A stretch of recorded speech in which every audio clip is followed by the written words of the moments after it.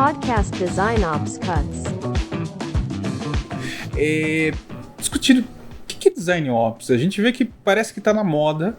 Não, na real não, já esteve na moda, não tá mais tão na moda assim. Eu acho que já teve uma fase muito maior de procura, mas não caiu de moda, né? Continua tendo ainda procura, pessoas que se envolvem com isso, trabalham, etc.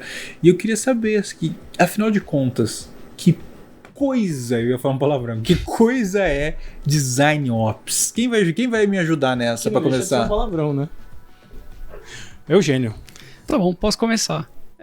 Então, eu trabalho como Design Ops full-time, estou na Dynatrace há 7 meses já. Basicamente o que a gente faz é operacionalizar design. É bem longa a palavra, bem chata, que nem internacionalização de conteúdo. E no fim o que a gente faz é trabalhar para os designers. Ajudar eles a trabalhar, ajudar eles a entregar um produto de qualidade, ajudar a definir processos, ferramentas e até ajudar a interação que eles têm com PMs, developers, qualquer outra área que seja necessário para fazer execução de design na empresa. Muito bom. Nossa, mas é interessante ele falar, né? Assim, existe para ajudar designers. Mas peraí, então, para que serve o líder? Para que serve? Onde que entra? Numa visão de organograma, né? E que isso eu acho que é muito importante para alguém que está nos assistindo, ouvindo, talvez não saiba. Onde é que entra o Ops nessa coisa de dar o suporte para o time, afinal de contas? Ele é um time onde os usuários são os próprios designers. E o produto é o designer executar um bom trabalho no final. Então, a gente não vai substituir líderes, diretores, nada disso. Muito pelo contrário, a gente vai ajudar eles também a fazer um bom trabalho. Onde a gente pode suportar um líder a ter ferramentas para analisar performance de um designer, por exemplo, ou até mesmo fazer um workshop para entender melhor qual que é o plano de carreira. Então a gente está lá para ajudar. A gente não vai substituir e a gente também não vai trabalhar no projeto ou no produto em si. E João, você está aqui porque temos duas realidades diferentes, né? A gente tem a realidade do Eugênio, que está fora do país, num lugar onde fala-se sobre Design Ops. Não estou falando que no Brasil não se fala de Design Ops, pelo contrário, fala-se. Mas é da mesma forma na sua visão? Porque talvez na empresa que você esteja, eu não sei, aí vale você falar se tem Design Ops, não tem, se tem o pensamento, e se você acha, é a mesma coisa que o Eugênio descreveu para o pessoal ter uma noção? Muito tem a ver com a maturidade da empresa, né? Então nem todas vão ter o Design Ops tão claro e tão estruturado como você falou aqui, né? Hoje em dia, na empresa que eu estou trabalhando também, a gente tem uma iniciativa de Ops, mas ela talvez esteja se construindo ainda, né?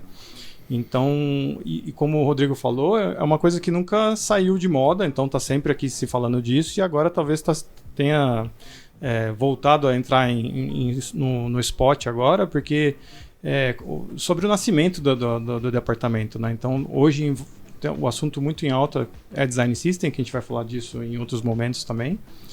E tem esse conflito, né, do que é Design Ops, do que é Design System, depende muito da maturidade da empresa. Às vezes o Design System nasce primeiro que a estrutura de Design Ops, e isso potencializa de alguma forma, e às vezes se mistura, que a gente vê muito isso em algumas empresas aqui, isso é um problema sério, porque depois fica difícil de separar esse tipo de coisa, muito relacionado com a equipe que está lá, a maturidade da empresa e tal.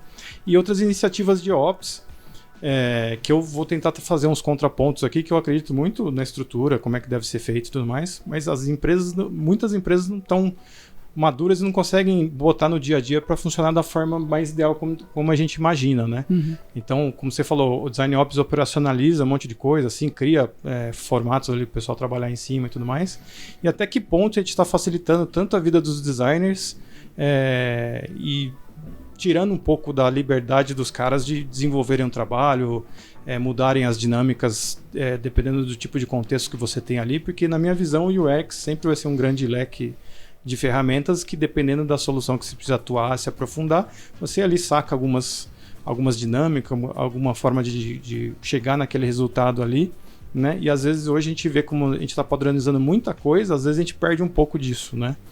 Então é mais para fazer esse contraponto e entender também qual que é a melhor opção, se é que existe a melhor opção. Né? O ponto que você disse que é bem interessante de tirar coisas de designer.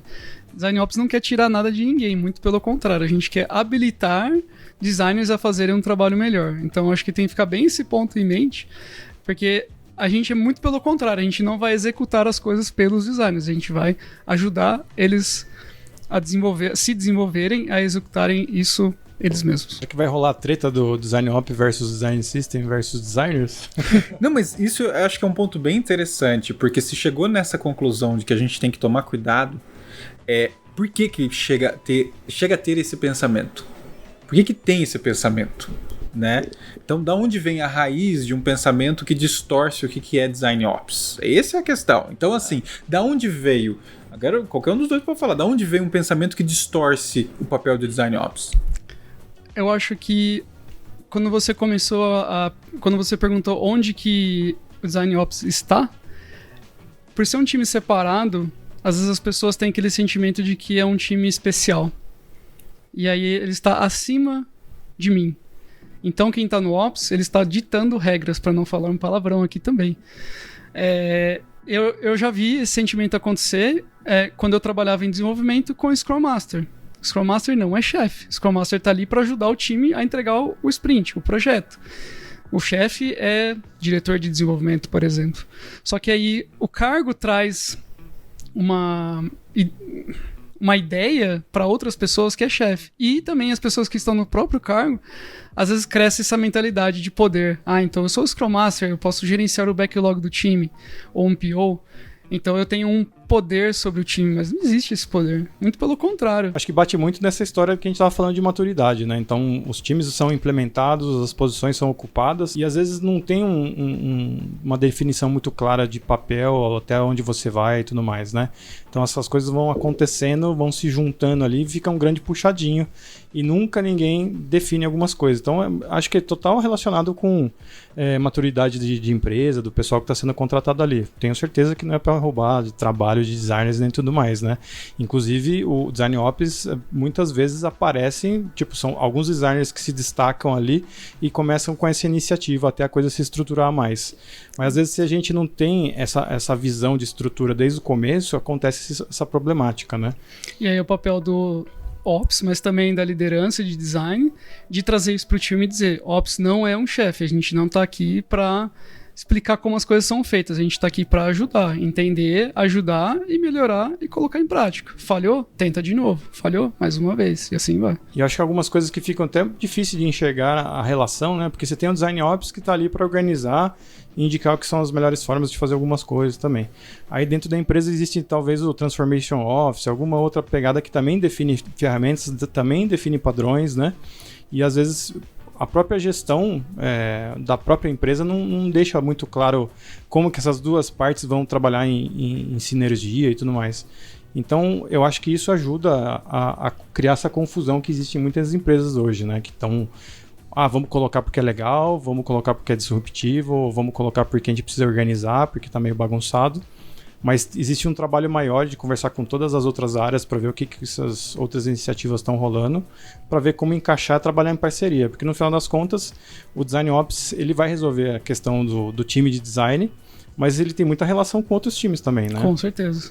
E precisa ter relação, precisa também conhecer como que os outros times, os outros departamentos e pessoas estão interagindo com o design também, não nossa parte só de processos e ferramentas, né? Mas como que é a interação? Às vezes tem um PM que nunca consegue falar com um designer, não consegue interação ou resposta, e o Design Ops pode ajudar a entender o que está acontecendo, entender se aquele PM, por exemplo, eu estou colocando só um exemplo de PM, viu, PMs, mas qualquer pessoa que tenha uma interação que é falha ou que não consegue, o Ops vai lá entender o que está acontecendo. Talvez precisa nivelar o conhecimento de design para a pessoa entender como que funciona. Às vezes ela está esperando, a expectativa é tão alta de eu abro um ticket e espero um design ser feito. E não é essa a expectativa. Então tem tudo isso, esse trabalho também para entender o que aquela pessoa está passando e como melhorar aquele relacionamento.